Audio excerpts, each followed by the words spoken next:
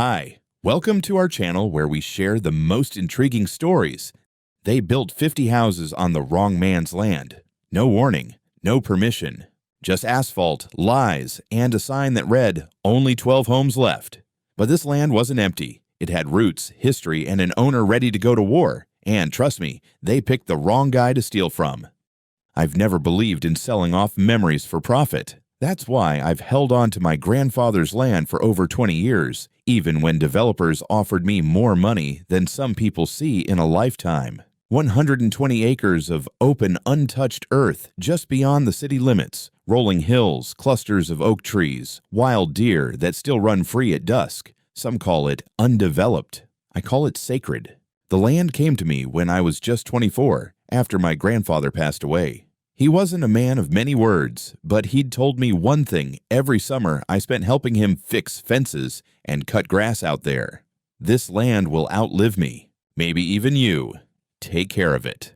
And I did. I didn't build on it. I didn't lease it. I just made sure it was clean, protected, and registered. The taxes got paid. The paperwork was airtight. I had the title in a safe at home and another copy in my lawyer's office, just in case. Most weeks I'd drive out to check on it, not because it needed anything. It was just my place to breathe. I live about 45 minutes away, in a tighter suburb, surrounded by fences and noise and HOA rules that I barely tolerate. But when I turned off that cracked asphalt road and drove through the open gate to the land I owned, everything else disappeared. No power lines, no neighbors yelling, just the sound of wind pushing through tall grass and birds that don't care what day it is. Over the years, friends kept asking why I didn't do something with it. A ranch, a housing project, a hunting lease. I always gave the same answer. Not everything needs to be turned into a strip mall to be valuable. And besides, this land was a time capsule, a patch of earth that still looked the way it did in 1963 when my grandfather bought it with his war.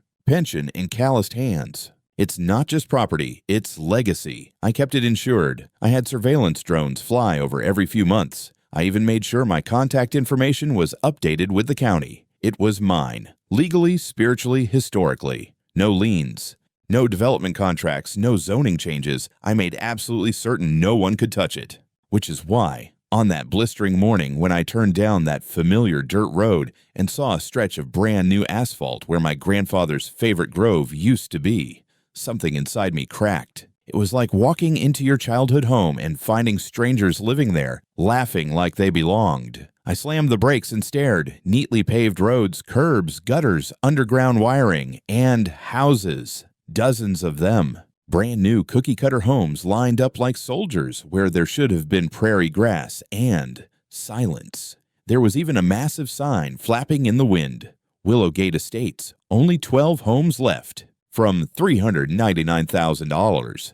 It hit me in waves, shock, confusion, then anger so sharp it almost made me dizzy. I stepped out of my truck and into a reality that wasn't supposed to exist. Someone had built a whole damn neighborhood on my land. And I had no idea how or who. But I was about to find out.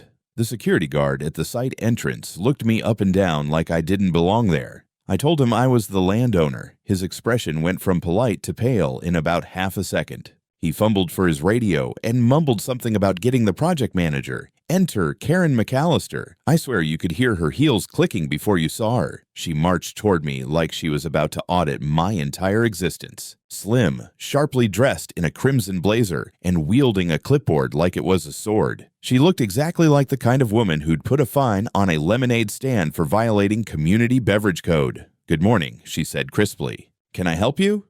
"I doubt it," I said.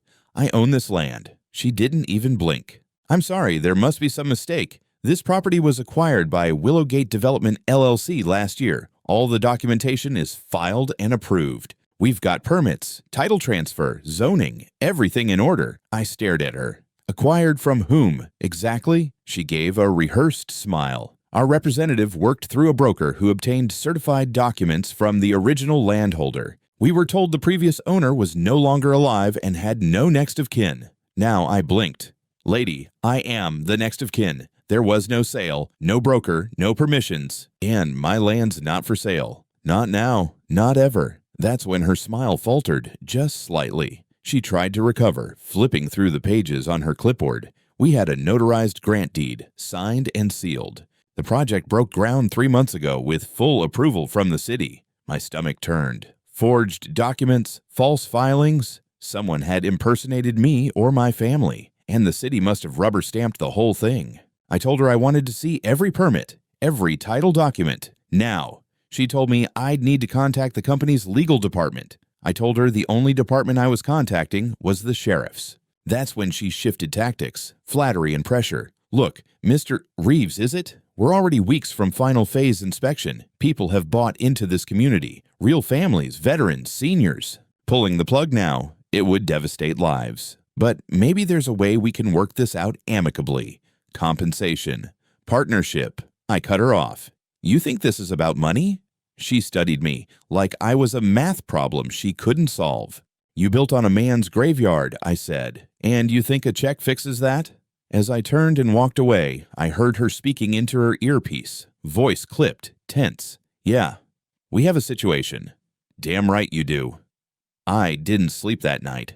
My mind was a furnace, blazing with questions and fury. By morning, I was on the phone with my real estate attorney, Frank Delgado, a man who'd once shut down an entire commercial strip over a zoning loophole. I gave him everything, deed copies, tax records, the original plat map. 30 minutes into reviewing it, he called me back and said, Declan, they built an entire community on your land using forged documentation.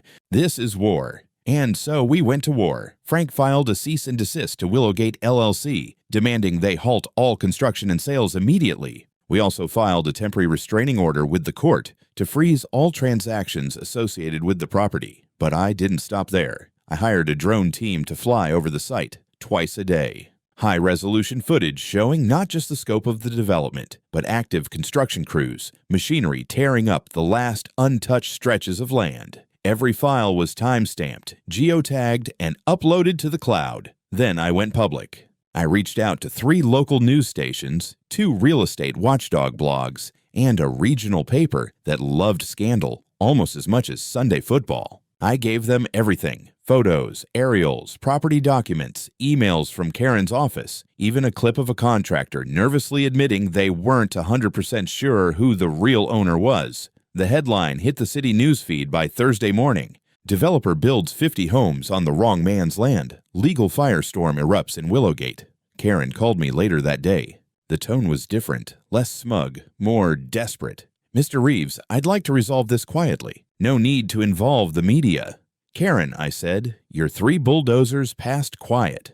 By the end of the week, the city planning office launched an internal audit. The building inspector who signed off on the permits mysteriously took sick leave.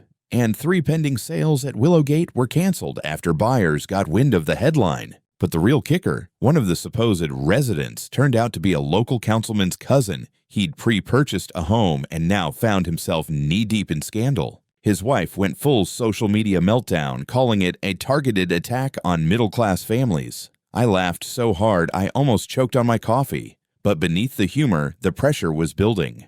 Karen doubled down, posting statements online about landowner confusion and clerical oversights. Meanwhile, HOA members, her cronies, began threatening me with nuisance complaints, trying to paint me as the villain delaying people's dreams. But I had a message for every last one of them. You don't build dreams on stolen dirt. The more noise I made, the louder Karen and her HOA got. It was like stepping on a hornet's nest and realizing the hornets had lawyers, drones, and a neighborhood Facebook group. They started small, passive-aggressive letters taped to my truck windshield when I parked near the site. One morning, I found a fake citation tucked under my wiper, citing me for unauthorized use of subdivision roadways. It wasn't from the city. It was printed on Willowgate HOA letterhead and signed K. McAllister, President. Cute. Then came the anonymous complaints filed with the county, that my land had environmental hazards, that my abandoned acreage was attracting vermin, that I'd threatened workers on site. None of it stuck, but that wasn't the point. It was a coordinated smear campaign designed to rattle me, maybe even provoke me into doing something reckless. They even tried surveillance. I caught 2 separate contractors parked on the county road shoulder with cameras aimed at my land. When I approached one, he claimed he was doing soil assessments.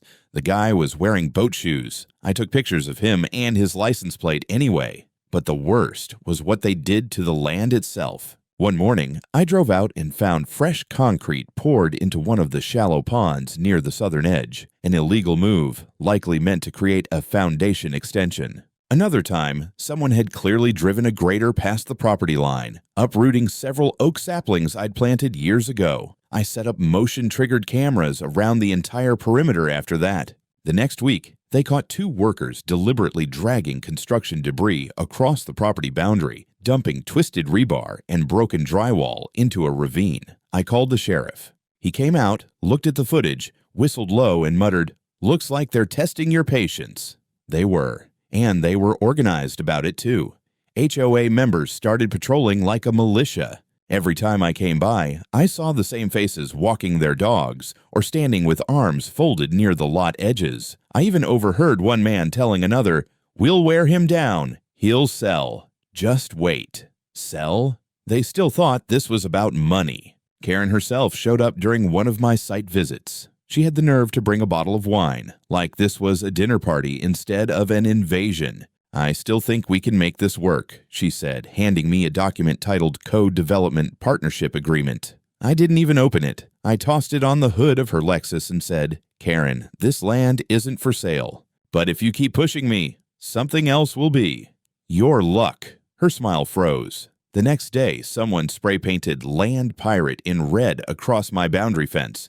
Real original, I left it there. It was almost flattering. But I knew now. This wasn't just a land dispute. It was a war of attrition, and they were betting I'd cave before they did. They had no idea who they were dealing with. The courthouse smelled like old paper and cold sweat. I'd never stepped foot inside a courtroom before that day. Not for anything serious. Now here I was, front and center, fighting to reclaim a legacy someone tried to pave over like it was just another blank lot on a zoning map. I wore a suit, not because I wanted to, because this was war, and I was dressing for the kill. Karen showed up 20 minutes late, all swagger and spray tan.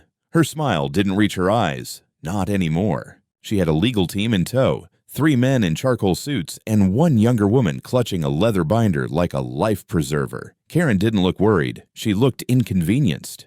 Like the trial was some HOA complaint meeting she'd rather be running. She caught my eye across the room and gave me a tight nod. I didn't return it. My attorney Frank, steady as a surgeon, leaned over and whispered, "Ready to end this?" Born ready. Day 1 was procedural. Paperwork, timelines, exhibits logged into evidence. But the tension, palpable. You could feel it vibrating in the floorboards. Karen sat straight-backed, arms folded, face locked in her favorite expression, forced patience laced with disdain. She didn't speak, not yet, but she watched me. Oh, she watched. Day 2, the hammer dropped. We presented the fraudulent grant deed. The notary had her license revoked 3 years before the signature date. The representative who allegedly handled the land sale. A dead-end shell identity with no tax ID, no physical office, no public history. Every document Willowgate submitted to the county had been built on that lie. Every house they sold, every permit they filed, every sidewalk they poured, illegal. The judge, a razor-sharp woman with ice in her veins, raised one eyebrow and asked Karen's team, "Do you have any independently verified evidence that Mr. Reeves sold this land?" Karen's lead counsel shifted in his seat. "Your Honor, we were misled by our broker." "I'm not asking about your broker," the judge snapped. "I'm asking about your client's actions." Karen blinked for the first time, looking uncertain. Frank smiled like a wolf that smelled blood. Then came the drone footage. Dozens of videos. Aerial shots of graders chewing through my trees. Bulldozers rolling over untouched soil. Footage from the day after. My legal injunction was filed. Construction crews still working, pretending like nothing had changed. They weren't just trespassers. They were arrogant trespassers. Then came the workers. A contractor testified under oath that he was told, direct quote, "The real landowner abandoned the property years ago, and the sale was a formality." When asked who said that, he didn't even flinch. Karen McAllister. She said she'd handle the paperwork, that we weren't to worry. Karen's face flushed so fast it looked like sunburn. For the first time, she broke composure, leaned toward her attorney, and hissed something that was picked up faintly by the mic. They weren't supposed to say my name. Oops. Day 4, I took the stand.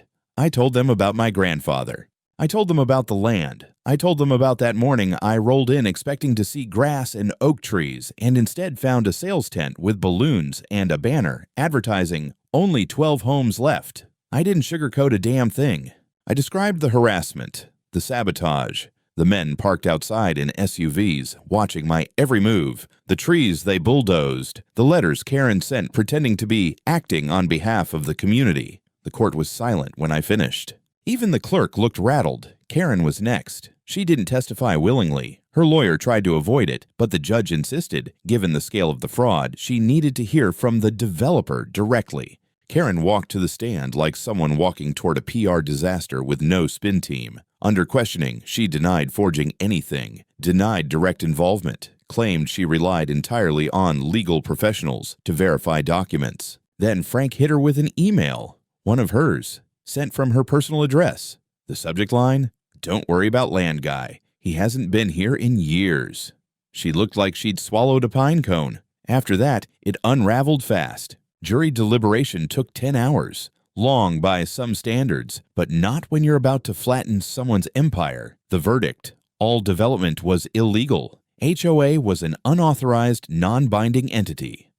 Karen McAllister guilty of real estate fraud, conspiracy to commit fraud, and trespassing. Sentencing, 3 years probation, 400 hours community service. The judge specified, no administrative work, manual labor only. A lifetime ban from any HOA board or real estate venture in the state of Texas. Civil penalties. $110,000 in damages, including $50,000 paid directly to me for mental and emotional distress. Willowgate LLC ordered to pay full restitution to all misled buyers and to reimburse the city for illegal infrastructure, installations, and then. The cherry on top, Karen was ordered to write personal apology letters to each of the original buyers and to me. Hand-signed, mailed certified. I got mine 2 weeks later. White envelope, embossed initials. Inside, one typed page and one sorry excuse for a signature. I deeply regret the confusion and distress caused. No mention of fraud, no real ownership, just hollow regret and tightly clenched teeth. But that was fine, because that letter now sits framed above my fireplace, right next to the original deed my grandfather signed in 1963, and every time I walk past it, I smile, because Karen tried to take something priceless from me with a pen and a lie. And I took her empire with the truth. And a stack of good old-fashioned receipts. I thought winning the lawsuit would feel like slamming a door. In truth, it felt more like opening one and letting the fallout spill out like a busted fire hydrant. The morning after the verdict, my inbox looked like a war zone, realtors begging to amicably transfer back their unsellable houses, neighbors from Willowgate asking if they could negotiate a peaceful resolution, and one guy trying to buy my story for a podcast called Suburban Nightmares. Tempting, honestly.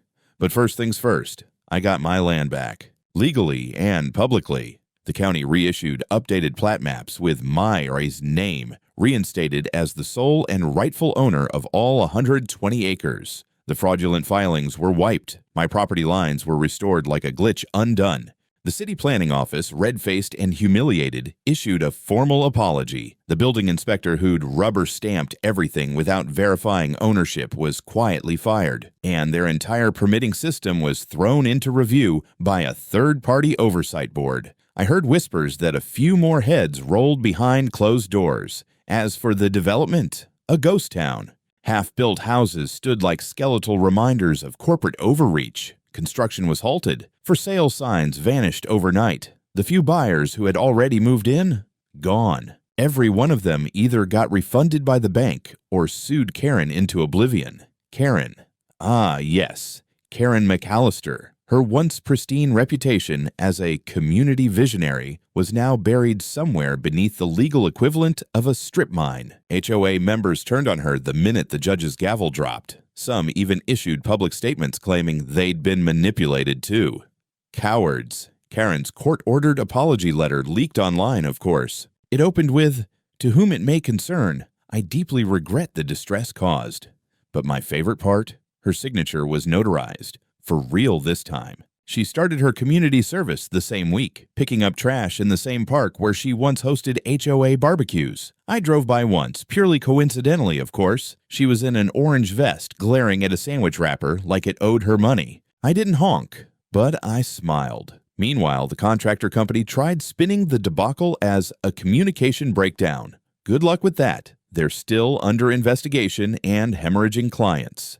And the land. Mine again, untouched where it mattered, with the legal firewalls now stronger than a Pentagon server. I filed updated title insurance, layered in boundary reinforcement orders, and, just for fun, trademarked the phrase, "not for sale." Ever. In connection with the land's name, people assumed I'd flip the property and cash out. I didn't. Instead, I hosted a small gathering for friends, family, and a few of the people who stood by me during the mess. We grilled, drank beer, and laughed about the time someone tried to bulldoze a legacy and got bulldozed in court instead. At one point, my lawyer Frank raised a bottle and toasted, "To Declan, the only man I know who turned a land grab into a legal tango and walked away with both the land and the music rights." It stuck with me, because this whole ordeal wasn't just about dirt and deeds. It was about legacy, boundaries, and not letting the Karens of the world weaponize paperwork and fake politeness to steal what's sacred. 6 months later, the land looked like it had never been touched, at least not by bulldozers and bad intentions. The half-built homes had been torn down and hauled away, the foundations filled, and the tire tracks erased by new grass that didn't care about past trespasses. But I left one thing up. A sign. A big one. 8 feet tall, bolted into stone, impossible to miss. Willowgate Estates, 50 homes built on the wrong man. Private property, not for sale. Still not dead. Underneath it, embedded into a granite slab I had carved locally, were the words, "Double check the deed. Don't build on someone else's roots." Tourists stopped to take selfies. Real estate agents brought interns to see it as a cautionary tale. Someone even added it to Google Maps as a local curiosity. I didn't mind. If it kept one more Karen from getting power hungry, it was worth every penny. To celebrate, I threw a party. Not a quiet one. A full-blown, open-bar, wood-fired pizza, backyard screening of the castle kind of party. I called it Land Liberation Day. We had speakers set up under the oaks, string lights running from trees to fence posts, and coolers full of beer with labels I printed myself that read, "Ho Tears, best served cold." And, yeah, I invited a stand-up comic. He came dressed as a fictional HOA president named Sharon O'Rules and passed out fake fines to guests. Violation, laughing too loudly without permit. Infraction, bringing joy within 50 feet of a property line. At 1 point, Frank, the lawyer who helped bulldoze the legal nonsense, stood up with a slice of sausage mushroom and made a toast. To Declan, the only guy who turned a developer's nightmare into a neighborhood folktale and made zoning law cool. I was halfway through my second plate of pepperoni when a group of folks from the former HOA zone shyly walked up to me. They didn't apologize for Karen. They didn't need to. They just raised their drinks and said, "Thanks for reminding everyone that not everything should be paved over." That stuck with me, because this wasn't just a win for me. It was for every quiet landowner who's been steamrolled by people in power suits with clipboards and fake smiles. It was for every tree someone called wasted space, every fence line someone tried to move in the name of progress, every homeowner who got bullied by a board of tyrants in khakis. That night, under the stars with music playing and the smell of charred crust in the air, I realized I wasn't angry anymore. I was just full. Not just from pizza, from peace. And if Karen ever drives past the new sign at the front of my land, well, she's welcome to read it, just not to park.